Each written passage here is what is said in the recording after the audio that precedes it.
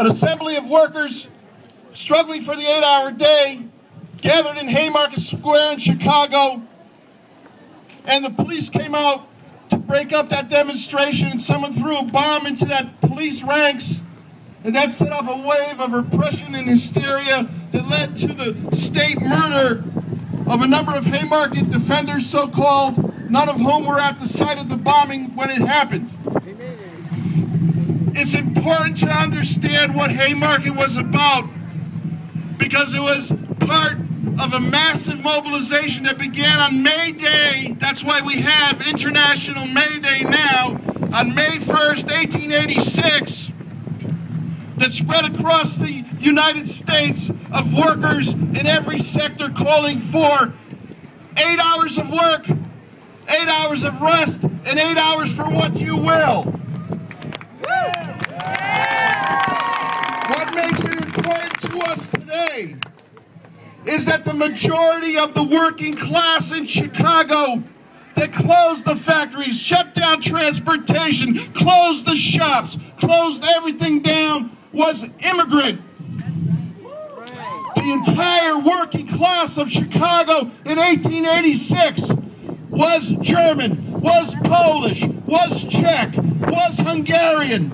There are virtually no Anglos of any sort to speak of in the working class movement. And they closed it down. They closed it down in Milwaukee. They closed it down in St. Louis. They closed it down across the industrial Northeast and across the country, and the heart of it was Chicago. Now, the other significance is that we here are not the representatives of this middle class that we keep hearing about. That's right. This is not, yes, there is class war going on from the right in this country. That's right. But it's not simply or solely or ever an attack on the middle class. That's right. Yeah. Because it's primarily still the working class in the United States of America that does the work, that provides for the rest of the society, and is the basis of all wealth and what we understand, the privilege of the upper classes. Yeah. Right. I say that now, and I'll finish up right now by saying that if they want to make class war, as they did in that late 19th century, that age of the robber barons when there were no protections for workers and their families and the poor, the unemployed, the underemployed, the immigrant strata, then we here have to talk about and resurrect and revive and emphasize that this is a working class struggle. And that working class struggle means that we have to overcome our separations. We have to overcome our disunity. We have to overcome our racism and our sexism. The slogan of the International Workers Movement still holds. Two slogans. One, an injury to one is an injury to all. And two, workers of the world, unite. You have nothing to lose. We have nothing to lose but our chains. Thank you.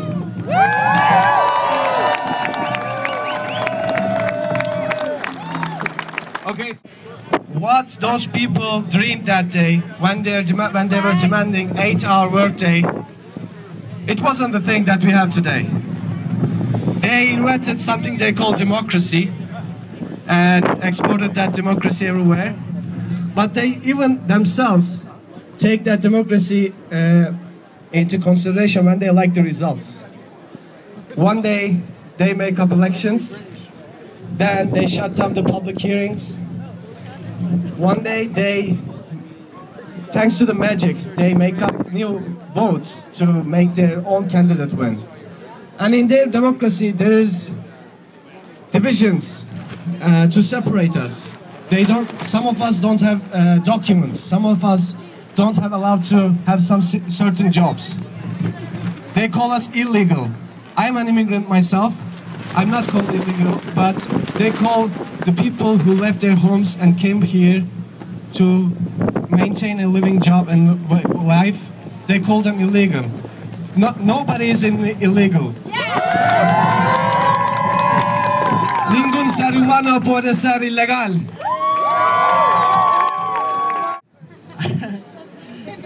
Buenas tardes a todos.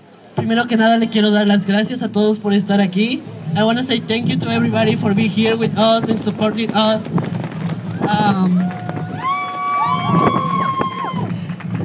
Quiero decir que es el momento de que nos levantemos y que luchemos por nuestros derechos, para que se den cuenta que nosotros también hacemos faltas en ese país y que también somos personas y que tenemos corazones y que también tenemos el derecho a superarnos. Y eso es todo. Gracias. Thank you for coming and get pumped, man. This has got to be big. We got to make this big. We got to show our energy. We got to show our motivation, our pride, because we're proud of where we come from, and we come here for a successful future, not only for us, but for our families. So I just want to say, please, people, you know, pump it up and show your pride, and let's let our voice be heard. And thank you very much. And sí se puede, sí se puede, sí se puede, sí se puede, sí se puede, sí se puede, sí se puede, sí se puede, sí se puede. Thank you. I'm an angry worker, and I am proud to be among all of you, hoping that all of you are genuine and that you standing here for the rights of the workers, illegal or not, because nobody is illegal, right? I'm here just to bring up my anger, but it's not just a personal thing. I'm here because I know that many of you have been enduring bullying at workplace, have been enduring bullying by your coworkers, because in order to advance at work, you have to kiss your management ass. You know what I mean.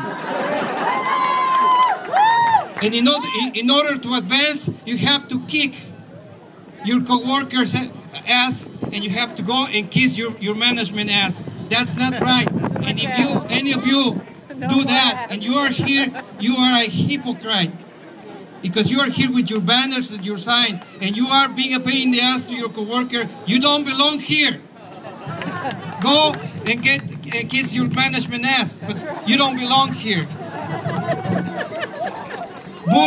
Bullying at workplace, as this sign is the display of my own experience, because I've been placed in an unpaid medical leave. And now I am disabled, and I am homeless, I am jobless, and proudly American citizen. Ironically, but just the last one thing I want to tell you, for all of you, if you really want to talk about a union, it's time to go back to your jobs and make the union stronger, because you don't know that the management and the employers are union busters, because they are keeping us against each other. And especially the Latino immigrant workers, we are struggle against each other, and our struggle is against the employer, not against each other. That's right. It's a lot of anniversaries today. In my community, we celebrate the beginning of spring today, return of life and renewal. It's part of our tradition. And so I'm very honored to be part of this tradition of people gathering collectively to struggle and fight for worker justice and worker rights. And of course, there's a lot of complex reasons why we're here today. And so to acknowledge that, to acknowledge kind of some basic horizontalism to this movement that's organized sort of more like this, as opposed to like this, I just thought I'd ask everyone to take a moment to think about why you're here. what motivates you to come out and stand and march? What are your reasons? There's as many of them as there are people in this crowd. We have to remember that this society has been defunding public education for years. We have to remember that this society has been shifting wealth to the top end for years. We have to go forward with progressive taxation. We have to go forward with full funding of education, full funding of the public sector. We have to go forward with the DREAM Act. We have to go forward with a living wage for all workers. We have to go forward accepting everyone in our community and not breaking up families through immigration policies.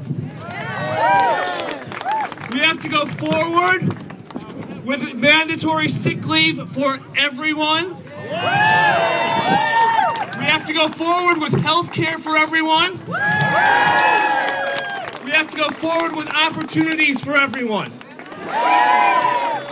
Ben Mansky started us today with a moment of silence for one of Madison's great activists, Ben Mazzell. And before I was deciding what to speak today, I was thinking, well, you know, maybe I'll do that. Maybe I'll do a moment of silence for Ben. And then I thought, no, Ben was never silent. So what I want you to do is I want to ask you all to join me yelling for Ben, yelling forward for Ben. So everybody, forward! Forward! Forward! Forward! Forward! Forward! Adelante! This is an effort against workers that's a bipartisan effort. That's right. And as such, we need to hold anyone in power accountable regardless of political affiliation.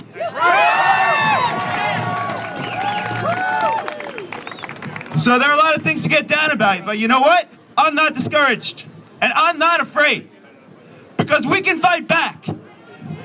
We can fight back. And that fight has already started.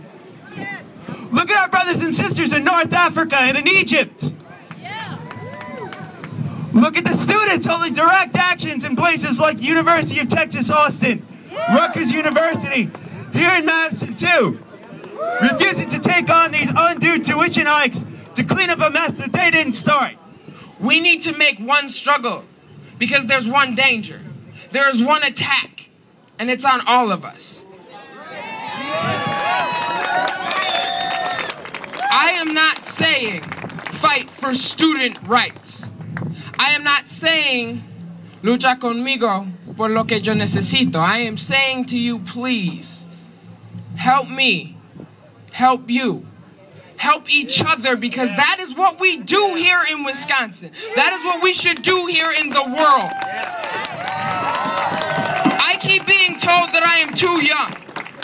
I keep being told that I am not working within reality, that I am not pragmatic. Bullshit. I refuse to work in the reality I'm given because it is not the reality I desire for myself. It is not the reality I desire for my neighbors. It is not the reality I desire for my children.